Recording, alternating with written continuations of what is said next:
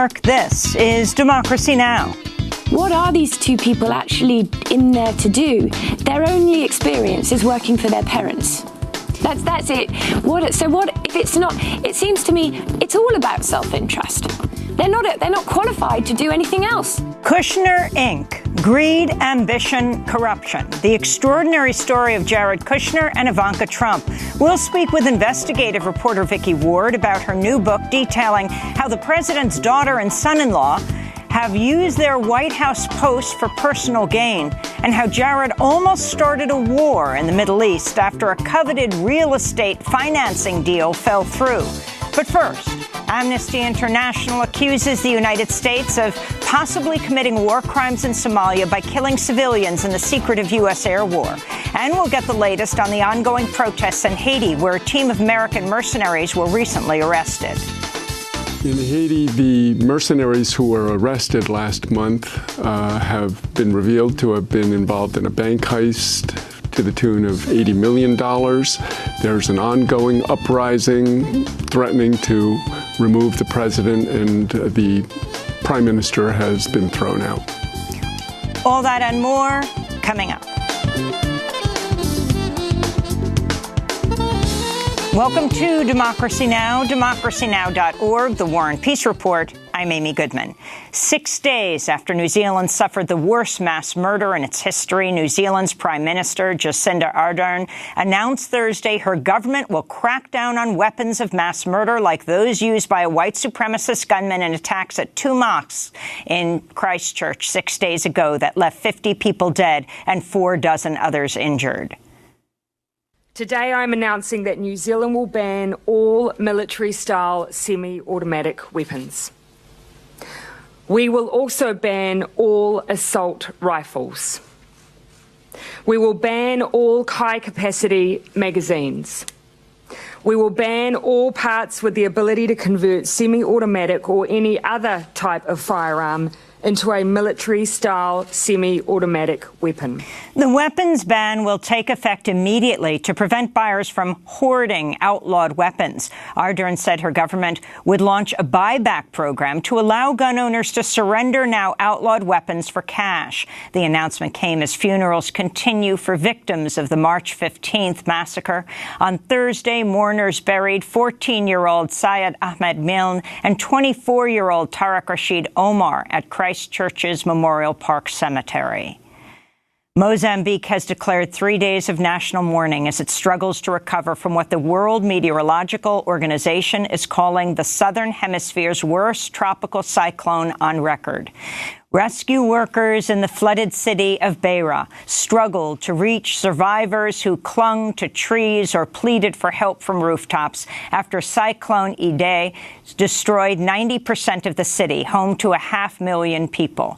The death toll from the storm rose to more than 200 in Mozambique and more than 100 in neighboring Zimbabwe Wednesday, with dozens more dead in Malawi, but those numbers are expected to rise. Flooding has disrupted the lives of millions across southern Africa, with the World Food Program warning of a major humanitarian emergency that's getting bigger by the hour. This is WFP Emergencies Director Margot van der Velden. Confronted with severe flooding and cyclone effects, 600,000 people affected, possibly even going up to 1.7 and more million people affected by cyclone and flooding. Communication completely broken, infrastructure severely damaged, particularly in the city of Beira, but also all the roads to Beira have been cut off. Cyclone Idai dropped more than 2 feet of rain in parts of southeastern Africa, nearly a year's worth of rain in just a few days, an extreme weather event that climate scientists say is consistent with models of climate change. In the United States, authorities have declared states of emergency in Missouri, Nebraska, and Iowa for communities along the Missouri River as warming temperatures have melted snow from last week's storms, causing the river to breach levees and overflow its banks. The floods have killed 4 people over the past week and caused an estimated $1 billion in damage. The extreme weather comes as a federal court has temporarily blocked oil and gas drilling on 300,000 acres of federal land in Wyoming, saying the Interior Department failed to take the impact of climate change into consideration when issuing leases. In his ruling, U.S. District Judge Rudolph Contreras of Washington, D.C. wrote, quote, "Given the national cumulative nature of climate change, considering each individual drilling project in a vacuum deprives the agency and the public of the context necessary to evaluate oil and gas drilling on federal land before irretrievably committing to that drilling, unquote. In The Hague, the UN War Crimes Tribunal for the former Yugoslavia rejected an appeal by former Bosnian Serb leader Radovan Karadzic on Wednesday and increased his sentence to life in prison, calling his initial sentence too lenient. In 2016, Karadzic became the highest-level figure to be convicted by the tribunal for crimes committed during the 1992-95 Bosnian War, which left more than 100,000 people dead. Karadzic was convicted of genocide for the 1995 Srebrenica massacre, in which 8,000 Bosnian Muslims were killed during a campaign to kill every able-bodied male in the town. He was also convicted of crimes associated with the 4-year siege of Sarajevo. Back in the United States, the Interior Department's newly appointed top spokesperson is under fire for her past Islamophobic comments and her denial of climate change. Faith Vandervoort said in a 2017 episode of the podcast The Word that the National Security Agency was justified in spying on Americans' phones and messages because of the threat posed by Muslim communities. She went on to say Muslims pose a far greater threat than climate change, citing terrorist attacks in Manchester and in London. The left is so upset because they genuinely believe that climate change, quote unquote, climate change is the biggest threat to our society, which to me is ridiculous. You look in Manchester, look in London, that is the biggest threat to our society, not climate change. Faith Vandervoort previously said a Muslim person can never be president. She's worked for a number of Republican lawmakers, including Iowa Congressman Steve King, who's openly professed white nationalist views. The Trump administration's denied visas to dozens of women scheduled to attend a United Nations Women's Conference this month. Campaigners say at least 41 women were denied entry to the U.S. to attend the annual Commission on the Status of Women, most of them from nations blacklisted under Trump's travel ban. The move is an apparent violation of a 70-year-old treaty which obligates the U.S. to allow entry to people attending the United Nations headquarters in New York City. President Trump claimed Wednesday he'd welcome making special counsel Robert Mueller's report public. Trump made the claim even though he spent months assailing the probe into Russia's role in the 2016 election as a witch hunt and tweeting just last week there should be no Mueller report. It's interesting that a man gets appointed by a deputy, he writes a report. Never figured that one out. Man gets appointed by a deputy, he writes a report. I had the greatest electoral victory, one of them in the history of our country. Tremendous success, tens of millions of voters, and now somebody's going to write a report who never got a vote. Trump also lashed out at George Conway, the husband of counselor to the president, Kellyanne Conway. George Conway is a longtime critic of Trump who's accused the president of having a mental illness.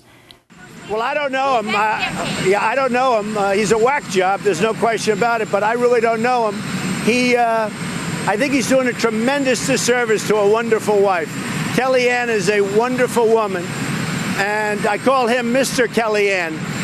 The fact is that he's doing a tremendous disservice to a wife and family. She's a wonderful woman. On Wednesday, Kellyanne Conway defended President Trump against her husband's criticism, telling Politico, "You think he shouldn't respond when somebody, a non-medical professional, accuses him of having a mental disorder," unquote.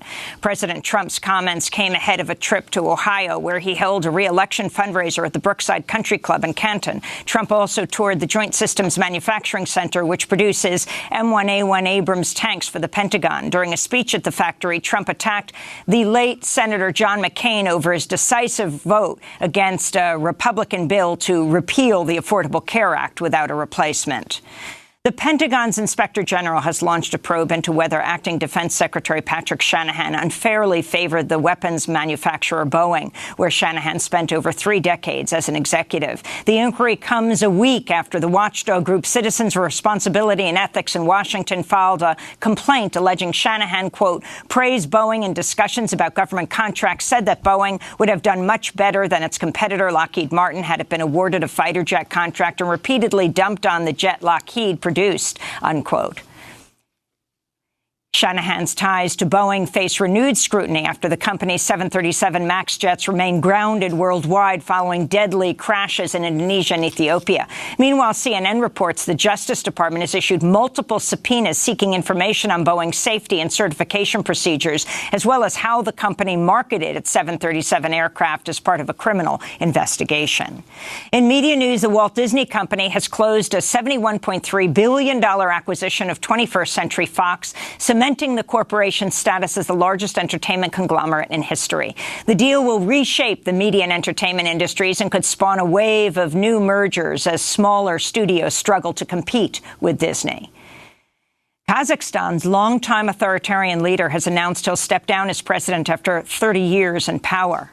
Nursultan Nazarbayev has led the Central Asian nation since its independence from the Soviet Union in 1991, ruling it as a one-party state. Nazarbayev's government says it will rename Kazakhstan's capital from Astana to Nur-Sultan to honor the 78-year-old leader, whose 55-year-old daughter was just elected Speaker of the Upper House of Parliament, making her a possible successor. The United Nations has convened a new round of talks between the Kingdom of Morocco and the Western Saharan Liberation Movement, known as the Polisario Front, aimed at resolving the 43-year-old conflict. Morocco has occupied Western Sahara since 1975, and no other country on earth recognizes its sovereignty over the territory. Thousands of Western Sahara's indigenous people, the Sahrawi, have since been tortured, imprisoned, killed, and disappeared while resisting the Moroccan occupation. On Wednesday, Moroccan authorities assaulted a peaceful assembly of women in the streets of the Western Saharan capital, Ayoun, as they demonstrated in favor of a referendum on the status of the territory. 2 years ago, Democracy Now! Was able to break the Moroccan media blockade and report from Western Sahara. You can go to our website at Democracy Now! To watch our special report, 4 days in Western Sahara, Africa's last colony. In Costa Rica, hundreds of protesters marched Wednesday in the capital, San Jose, demanding justice after unknown assailants shot and killed an indigenous activist who led a campaign to defend the lands of the Bribri people. Sergio Rojas was found dead at his home in southern Costa Rica Monday, prompting speculation he was assassinated by non-indigenous ranchers resisting the repatriation of land by indigenous groups. This is human rights activist Gustavo Cabrera. It's a crime that threatens, that tries to scare off social movements, particularly indigenous movements, so that they don't keep on fighting and recovering their land. In Guatemala, a judge has ordered the arrest of former Attorney General and presidential candidate Telma Aldana. The 63-year-old, who is currently out of the country, has denied charges of embezzlement, lying, and tax fraud, suggesting the case is politically motivated. Aldana previously prosecuted and jailed the former president, Otto Pérez Molina, over a multi-million-dollar corruption scandal and has worked to impeach Guatemala's current president, Jimmy Morales. She was the winner of a 2018 Right Livelihood Award for her work with the UN-supported Anti-Corruption Commission. And in Massachusetts, the descendant of 2 enslaved people who were captured in the mid-19th century photographs has sued Harvard, accusing the university of unfairly profiting from their images. Tamara Lanier of Connecticut argues in a lawsuit filed Wednesday she and other descendants of Renty and Delia, 2 people held in bondage 169 years ago, should hold the rights to their photographs, not Harvard. Renty and Delia were forced to pose for the photographs in 1850 by a Harvard professor. Their images were used in a recent Harvard conference titled Universities and Slavery Bound by History. This comes after administrators at Harvard and other elite universities have admitted they were founded largely through the labor of enslaved African people and profits generated by the slave trade. And those are some of the headlines. This is Democracy Now!, democracynow.org, The War and Peace Report. I'm Amy Goodman. And I'm Nermeen Sheikh. Welcome to our listeners and viewers around the country and around the world. Amnesty International is accusing the United States of covering up civilian casualties in its secretive air war in Somalia, targeting the militant group Al-Shabaab. The U.S. has carried out over 100 strikes in Somalia since 2017 as part of a military campaign involving Reaper drones and manned aircraft. For years, the Pentagon has claimed no civilians were being killed in the airstrikes, but the new Amnesty report found that at least 14 civilians were killed and 8 more injured in just 5 of those airstrikes. The overall civilian death toll is likely to be far higher. Amnesty says the airstrikes could amount to violations of international humanitarian law and even constitute war crimes. U.S. Africa Command is disputing the new Amnesty report, saying in a statement, our assessments found no AFRICOM airstrike resulted in any civilian casualty or injury. The New York Times reports Defense Department data shows about 550 people have been killed in U.S. airstrikes in Somalia since the start of 2018, but the Pentagon's claimed only militants died in the strikes. We go now to Washington, where we're joined by Brian Kastner, Amnesty International Senior Crisis Advisor on Arms and Military Operations. He helped write the new report titled The Hidden U.S. War in Somalia. Brian Kastner, lay out what you found. Yes, thank you for having me. So we found, as you point out, that in 5 of the strikes of the 110 that AFRICOM is claiming, we found 14 civilians killed and 8 injured. And we did this through a variety of interviews, satellite imagery analysis, corroborating the information through a variety of open source investigation techniques, speaking to doctors, et cetera. And in 2017, or I should say from 2017, the AFRICOM did a report to Congress that they killed 0 as the official number. In 2018, they said that was true for that year as well. 110 strikes, 800 terrorists killed, 0 civilians, and we would maintain that in war, nothing is perfect. And so going 800 for 800 is just not a reasonable conclusion. It means that investigations, really thorough investigations, are not being done as opposed to just having a perfect record. And in fact, Brian Kastner, you say in the report that of all the civilians that you spoke to, none of the civilians had spoken to either Somali or U.S. government officials about what had happened in the wake of those attacks. That's right. So I and several colleagues went to Mogadishu for a few weeks. It's very difficult to speak to people in these areas. Obviously, all of the attacks are happening in al-Shabaab-controlled areas, and so we had to invite those people to take what could be a dangerous journey from their villages to Mogadishu. We either spoke to them in person or we were able to speak securely with them through an encrypted app on their smartphones once they arrived in Mogadishu. And yes, in the 150 interviews that we did, every single one of them said that they had not spoken to a government official. They had from the U.S. or Somalia. In fact, most of them had spoken to nobody else about this. It was a struggle to find these witnesses and survivors. It's a struggle to get them to Mogadishu. We admit that it's hard work, but just because it's hard work doesn't mean that the U.S. government shouldn't be doing it. President Trump declared Somalia a zone of active hostilities soon after coming into office. Why did he do this? And to what extent has this contributed to increased civilian casualties, Brian? Yeah, I think it's made a huge difference. So in March of 2017, President Trump did sign a new directive declaring Somalia an area of active hostilities. And what that did in a practical level is it says that the laws of war that guide U.S. actions in Afghanistan or Syria or Iraq, that those rules would be applied to Somalia. When previously, under previous rules, it would be like Somalia was treated like other countries where President Obama had a near certainty standard before a strike was carried out, near certainty that civilians were not present and would not be harmed.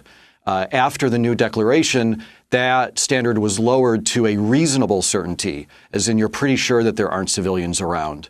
And Brigadier General Bolduc, who's the former commander of Special Operations Command Africa, and he was former deputy in the Operations Center in AFRICOM, he said that what this does effectively, his words are, open the aperture. It allows them to take strikes they would not have taken before. Some of those strikes are maybe when civilians are nearby, but also it increases the number of people or the type of people that they are striking. One of our major concerns from our research is that AFRICOM often says that they are striking not just al-Shabaab, but the al-Shabaab network and al-Shabaab affiliates. And who is in the network and who is affiliates and how much support to al-Shabaab you actually need to be doing, what activities you need to take to be considered that and to be considered by the U.S. to be a lawful target isn't clear. So in several of our cases from our report, AFRICOM says they did the strike. We say that 4 people died. They say 4 people died, but they'll call those 4 al-Shabaab or al-Shabaab affiliate members. And we would, in one case say, well, 1 al-Shabaab member for sure, but then we would count 3 civilians because they were well diggers and a man who worked for the mobile, telecommunications company, that they were not actually active al-Shabaab participating in hostilities. Well, U.S. Africa Command rejected the findings of the Amnesty International report. I want to read more of its statement. They wrote, quote, during research for its report, Amnesty International submitted 13 allegations in October 2018 and February 2019. Our assessments found that no AFRICOM airstrike resulted in any civilian casualty or injury. Our assessments are based on post-strike analysis using intelligence methods not available to non-military organizations, they said. The statement went on to say, quote, al-Shabaab and ISIS Somalia have a history of placing their forces and facilities in and around civilian locations to conceal and shield their activities. Brian, your response to that? Yeah, I would say a few things. First of all, we did investigate more than these 5 strikes that we wrote up in the report. We actually investigated 15 total. And in the other 10, those strikes just did not rise to the evidentiary threshold for us, that we were really confident that civilians died. In some cases, we believe only al-Shabaab died in those strikes, so we didn't write them up. And others, like I said, we just didn't have sufficient corroborating evidence. And I mention that because I want to stress that the 5 strikes that we wrote up, we are very confident in, or we would not have published them. The other thing that I would say is that it is true that the U.S. military has lots of information that we do not. We spend months trying to figure out exactly when the strike happened, where it happened, what the target was, what weapons were used. This is information that the U.S. military already has, obviously, and they have video that we don't have. But the U.S. military itself knows. There was a April 2017 DoD report on civilian casualties that they really struggle with misidentification. And if you use video before a strike to think someone's al-Shabaab, there's a pretty good chance they're going to look like al-Shabaab afterwards. And if you don't do any more investigation than just look at the video or rely on the initial intelligence you had, then you're absolutely going to miss civilian casualties. It's why they need to go back, open their own investigations into each of these. We think we provided credible evidence that means they should go back, take a second look, interview survivors, and provide justice to the families where appropriate. Brian Kastner, at a congressional hearing earlier this month, AFRICOM Commander General Thomas Waldhauser said if the U.S. is at war with Somalia, he responded by saying, I wouldn't characterize we're at war. It's specifically designed for us not to own that. What does that mean? I think it means that the U.S., there's a lot of political pressures for AFRICOM to not appear at war. Some of those are from the American people after 18 years. The country is war weary. It doesn't want to hear that there's another war going on. It also means that the U.S. is trying to rely on the Somali government and say that, well, everything that's being done is at the request of the Somali government. And while that may be true, if you are launching 110 airstrikes, and we just investigated the airstrikes, I should say. There's also advise and assist missions going on the ground. There's raids going on where U.S. Marines and SEALs and soldiers are advising Somali units and are, participating in those activities as well. It sure looks like a war to us. There is political pressure to not use that word, but we asked AFRICOM and the Office of Secretary of Defense if the U.S. is at war in Somalia. I promise it is not a gotcha question. They have told us they're using the laws of war That's the manual they refer to for what guiding legal principles are being used in Somalia. So if you're using the manual of war, the laws of war, does that mean you're at war in Somalia? And they wouldn't answer. Well, before we end, Brian, I'd like to ask about the graphic novel by Mike Dawson that was released in conjunction with the Amnesty report. The novel begins by telling the story of a U.S. airstrike carried out in November 2017, which is documented in the Amnesty report, and then chronicles the rise of such strikes, together with the violence inflicted on Somalia's civilian population by the militant group Al-Shabaab. Could you talk about Mike Dawson's novel and why it was released with the Amnesty report, and also the fact that, as you document, strikes against civilians by Al-Shabaab often increase following U.S. airstrikes? Absolutely. I mean, the people bearing the brunt of the tragedy in the war in Somalia is not soldiers on either side. It is the civilians who are trapped on one side, Al-Shabaab on one side, and airstrikes and other military operations on the other. And they're really stuck in the middle. So we struggle at Amnesty. We want to be able to present a compelling case of what's going on. And in a place like Syria or Yemen or other locations, we can use a lot of photos and videos. But Al-Shabaab has banned smartphones in their Al-Shabaab-controlled areas, at least for civilians. And so we have very few photos and very few videos. And everyone that we spoke to was absolutely terrified of Al-Shabaab, would not let us take their photo or video or even use their name. We use pseudonyms for many people in the report. And so to be able to, explain to the average reader or the average viewer who's not going to read all 80 pages of our report, Mike Dawson, I think, did an incredible job laying out exactly, the challenges for civilians living in that area and what they're stuck in between. Brian Kastner, we're going to thank you so much for being with us. Amnesty International's senior crisis advisor on arms and military operations, one of the lead authors on the report, The Hidden U.S. War in Somalia. We'll link to it at DemocracyNow.org. When we come back, we go to Haiti. And then we speak with investigative reporter Vicky Ward about her new book, Kushner, Inc., Greed, Ambition, Corruption. Stay with us.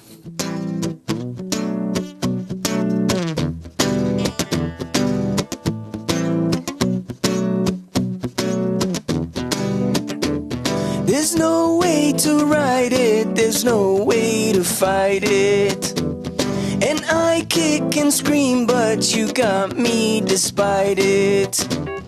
And I got my pride, so I begin to hide it. Like fire in Freetown, you begin to light it. See the hoga sharoka. You shine down upon me. See the hoga sharoka. You shine down upon me. By some higher order, you keep getting bolder. By God or by country, you kill like a soldier. By some riddle you sung little but scream mighty stronger. Like fire in Freetown, you old magic spoiler. See the hoga sharoka. You shine down upon me. Fire in Freetown by the Somali-Canadian musician Kanan, performing in our Firehouse Democracy Now! Studios. This is Democracy Now! I'm Amy Goodman with Nermeen Sheikh. We turn now to the ongoing protests in Haiti, where people have been taking to the streets since July to demand President Jovenel Moise's resignation due to government corruption and mismanagement of the country's oil fund. Haiti received nearly $4.3 billion from Venezuela over the span of 10 years as part of an oil subsidy program called the Petro-Caribe Accord. But the agreement ended in early 2018 when Haiti's central bank stopped paying Venezuela due to U.S. sanctions on Venezuela and the Haitian government's mismanagement. Protesters in Haiti are demanding Moise step down as the Haitian Senate reports that billions of dollars from the oil fund were embezzled by the government. This comes as Haiti's parliament threw out Prime Minister Henri Quillon in a no-confidence vote earlier this week. Seon. Haitian President Jovenel Moise is facing further scrutiny after 5 heavily armed Americans were arrested last month near Haiti's central bank in Port-au-Prince, where a cache of weapons claiming to be on a government mission. The group included 2 former Navy SEALs, a former Blackwater train contractor, but the mercenaries were quickly sent back to the United States without facing criminal charges in Haiti, sparking outrage and mounting demands that the government explain why the men had been at the central bank in the first place. An explosive new investigation by Haiti Liberté and The Intercept has found the American mercenaries were at the central bank on a mission ordered directly by the embattled president. Their goal was to escort a presidential aide to the Haitian central bank as he transferred $80 million from the government's oil account to another account controlled by President Moise. Kim Ives and Matthew Cole write in their investigation what at first resembled a comedic plot about a group of ex-soldiers looking for a quick and easy mercenary score was in fact a poorly executed but serious effort by Moise to consolidate his political power with American muscle. Well, for more, we're joined by Kim Ives, editor of Haiti Liberté and co-author of this new joint investigation. Welcome back to Democracy Now! Kim, explain what's happening in Haiti. Well, there's an uprising going on. It's a very chaotic situation, very similar to the uprising against Jean-Claude Duvalier 33 years ago. And these mercenaries arrived at the tail end of the latest spasm, which happened basically from the 7th of February to the 17th. They flew in and ended up being arrested at the central bank on the Sunday the 17th.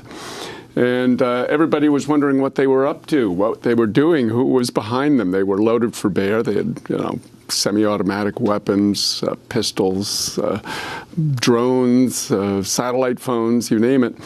And our investigation turned up that they were there on behalf of President Jovenel Moise to transfer $80 million from the Petro-Caribe account, which that's all that's left in it, to an account that he controlled. We don't know what he was going to do with it. Was he going to split town, or was he going to try to stabilize the situation? But in short, that's what their mission was, but they didn't get very far. They went about it in a very clumsy way. How did they get identified, and how do you know the connection to Blackwater? Well, when the people were arrested, we got all their information, their passports, and everything went immediately up on social media by the police, putting it up there. And the process was that there were two Navy SEALs, Blackwater contractor, and a number of other former military people, a Marine pilot who was the leader, a guy called Croker. They ended up being caught in front of the bank because they had no license plates on their cars. And so they were also apparently alerted by the bank personnel, by the security guard. They tried to get into the bank to do this transfer, but they couldn't get in because the security guard wouldn't let them in. So basically they got rolled up, taken to the police station, but the U.S. Embassy immediately weighed in and made sure to get them out. But they were not all U.S. nationals, right? There were two No, Serbians. there were two Serbs Two Serbs involved as well. And how many mercenaries were there? There was a total of 7. 7, and two of which were not, two of whom were not U.S. nationals. Total of 7. There was one guy, a guy called Daniel Port, who ended up being more of he seems he's an electrical contractor. He's some sort of translator for them. He was speaking French. He's from Louisiana. And he ended up being the guy who tried to negotiate them out of the 2-hour police standoff that took place. How did the U.S. explain how they got them out of the country and why they're not facing charges? Well, the U.S. hasn't explained that. They just, it was completely illegal what they did, completely. It wasn't even a judge that released them, as should have been the case. It was the foreign minister who wrote a letter to the head of the police station where they were being held, and then they just whisked them out of the country without the judge releasing them in any way. And then when they came to the States, they should have been charged with illegally exporting arms, because they took their weapons on a private jet which flew from Baltimore to Port-au-Prince on February 16th.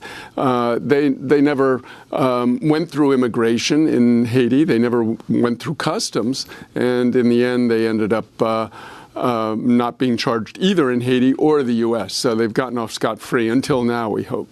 Well, could you put this in the broader context of the ongoing protests in Haiti and the connection to what's the crisis in Venezuela?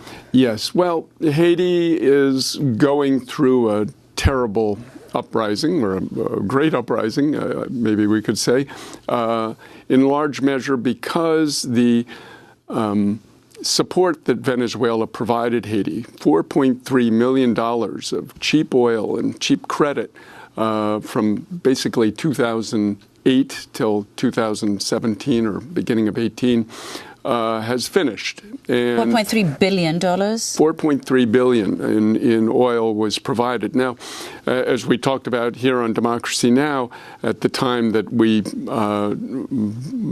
broke the story about that and the U.S. opposition to it, thanks to WikiLeaks documents we'd received, the program provided this money on very favorable terms. Haiti only had to pay 60% up front, and then 40% went into a thing called the Petro-Caribe Fund, which was repayable after 25 years at 1% interest. This money was supposed to be used for hospitals, clinics, schools, roads, any social benefit projects. This was the vision of Hugo Chavez, was to give Haiti the capital to develop itself, so it wasn't having to constantly turn to USAID or the IMF, et cetera. This money, though, was largely plundered by primarily the government of Michel Martelly of 2011 to 2016, basically brought in through the good services of then Secretary of State Hillary Clinton. And so demonstrations began asking, what happened to the Petro-Caribe money? Where did all this money go?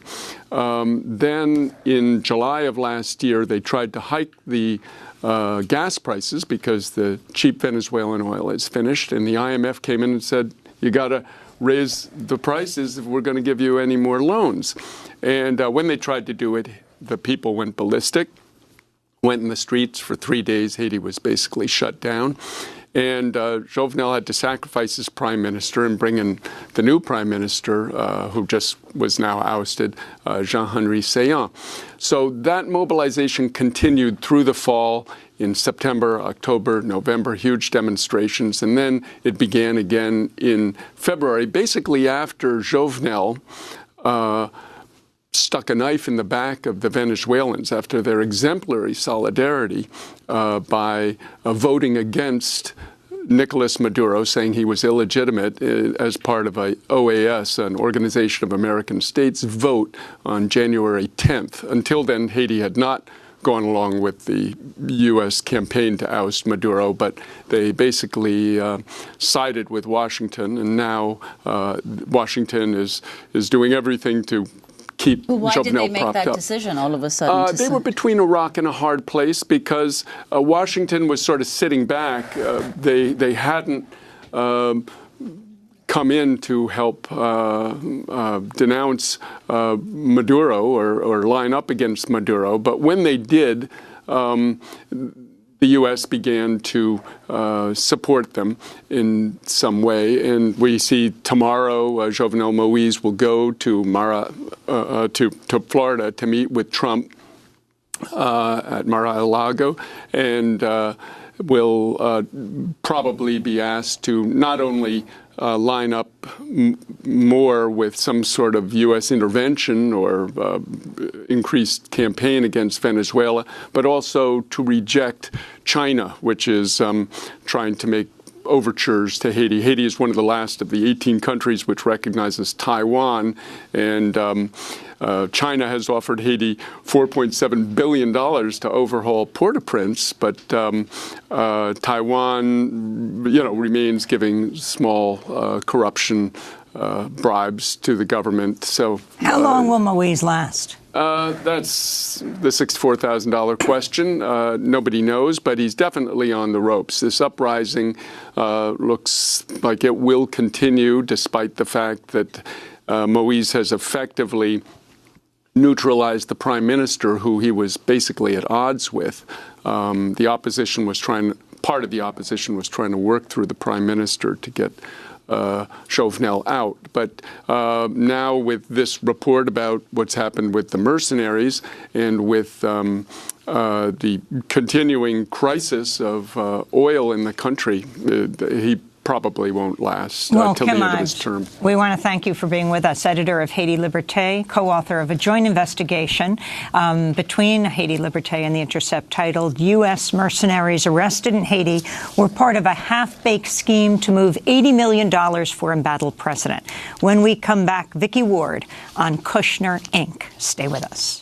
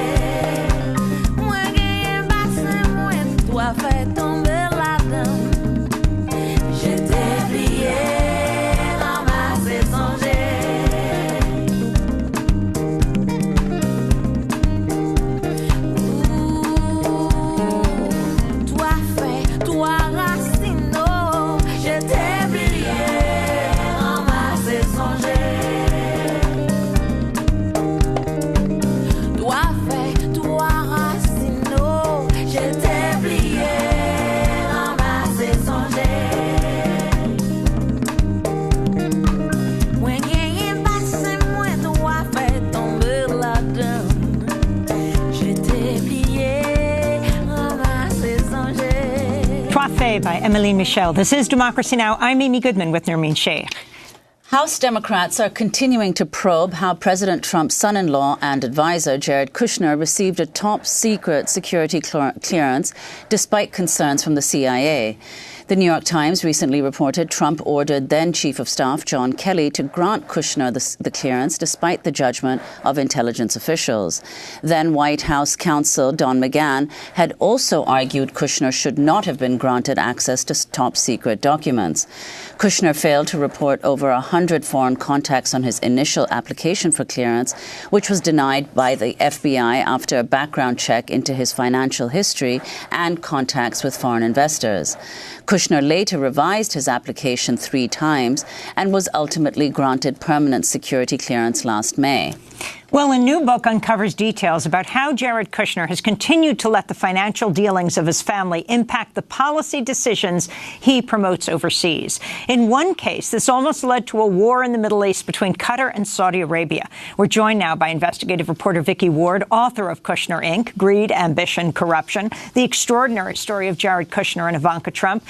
Vicky, welcome back to Democracy Now! Let's begin there. I mean, it may sound a little odd to talk about the senior advisor to President Trump, Jared Kushner, and how he almost started a war in the Middle East by asking you about a New York City skyscraper, a New York City building, right, 666 Fifth Avenue. You're exactly right to make the connection. So The Kushners have this albatross around them. In the book, I sort of think of 666 Fifth Avenue as like the Maltese falcon. It's just always there, and sort of all roads, when it comes to Jared's policy making, lead back to this money pit, this disastrous investment, where a loan of $1.4 billion is coming due in February of 2019, and no American lender will touch it with a 50-foot pole, which means the Kushners need foreign investment. Tricky when it's a family business, and the son is now senior advisor to the president. The Qataris told the Kushners in the spring of 2017, when Jared was already in government. Charlie Kushner asked for over $1 billion. They turned Charlie Kushner, Jared's father, down. So, bearing that in mind, Jared has a new best friend in the Middle East who also has money. MBS, the future crown prince, he wasn't crown prince yet, of Saudi Arabia. These two form a bond that really alarms Rex Tillerson, the Secretary of State, and James Mattis, the Secretary of Defense, because Jared and MBS cut out all the national security officials who should be looped in onto their communications, cut out everyone in the State Department. These are systems we've had in place to protect our security and our government for decades.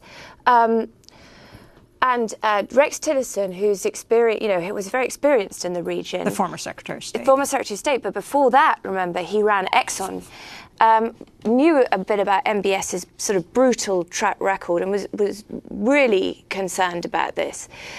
Jared sees an opportunity for money, for investment in MBS, and for subsidizing his peace plan. So he pushes the president to make the United States' first official visit overseas, not to a country with shared democratic values, such as Britain or France, but to to the Kingdom of Saudi Arabia, where they have this summit that is supposed to be all about cooperation in the region. But 10 days later, or thereabouts, Rex Tillerson and James Mattis are at a conference in Australia. To their astonishment, they learn that instead of cooperating, the Saudis have led a group of Middle Eastern countries to blockade Qatar, where America has an airbase. That is our security in the region. They had no prior knowledge of this. Tillerson immediately knew that the green light, Saudis would never have done this without support from the White House. It came from Jared. And what MBS wanted was he actually wanted to invade Qatar. It was worse than that, because he wanted the Qataris' resources, which is why when he couldn't get hold of those, that's what actually then leads him to round up 6 of the 7 ruling branches of the Saudi royal family later in November. It's all about money. Rex Tillerson said to Jared Kushner, "Jared, have you noticed that the only branch, there are 7 ruling houses in Saudi Arabia, the only branch that MBS has not rounded up is his own. Don't you think it's statistically unlikely that they're not corrupt too?" Jared didn't want to know. He didn't want to know when Tillerson told him how dangerous this was. And actually what Jared did was what MBS wanted him to do, which was fire Rex Tillerson. But there's an ironic twist to this tale. In the spring of 2018, MBS arrives in Washington, and the president asks him for $4 billion to help rebuilding Syria. And MBS says, "I don't have that kind of money. This atrocious war in Yemen has cost the Saudis a lot, and oil prices fell." Well, Trump and Jared listened. The Qataris then arrived in Washington. And, strategically, they offered Trump and Jared, they said, we've got plenty of money for whatever you want to do, but you need to end this support of this blockade. So what happens is that at exactly the sort of same time period, 666 Fifth Avenue, the Kushner's troubled building, gets an extraordinary deal that makes absolutely no sense. A Canadian firm whose second largest investor is the Qatari Investment Authority says it's going to lease this building that someone who's been involved in it said would be worth more valuable if it was just a pile of dirt. They're going to pay $1.3 billion, the 99-year lease, and they're going to pay all that lease up front. I mean, this is a deal that stinks. So, I mean, it seems hard. At the same time, the US changes its policy towards the blockade on Qatar. I mean, Congress is now, quite rightly, investigating this. Well, I mean, that's one of the incidents, one of the principal incidents that you cite in the book as a conclusion which, people, might surprise people, which is that Jared and Ivanka are Trump's greatest liability. I mean, it seems that there are a number of contenders for that position, not least Trump himself. Yes, but I think, Trump, as we've seen, particularly in this last week, to a much larger degree than Jared and Ivanka, is in plain sight, right? He's not holding back on anything, unfortunately. All the inappropriate things that have come out his mouth or his Twitter feed in the last week, illustrate that. Jared and Ivanka would never say those kind of things, which means that I think that they're more dangerous in a way because they're in disguise. What I just described to you, I think of as sort of diplomacy in the dark. I mean, the idea that Jared is running around doing all of this and nobody knows anything about it, not even our State Department, not the National Security Council. I mean, that's horrifying. So moving from Jared Kushner to Ivanka Trump, his wife, both advisors, of course, senior advisors to President Trump. Last May, President Trump announced he would save Chinese electronics company ZTE from collapse just 2 days after Beijing invested $500 million into a Trump development project in Indonesia.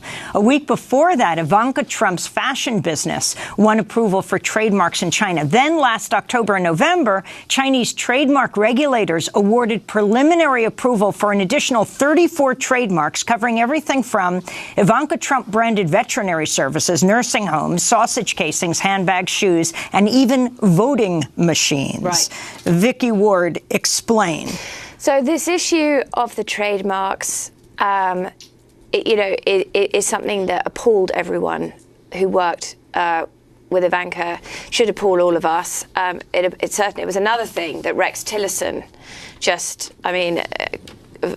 found abhorrent, because what Ivanka would do would, she would get on calls.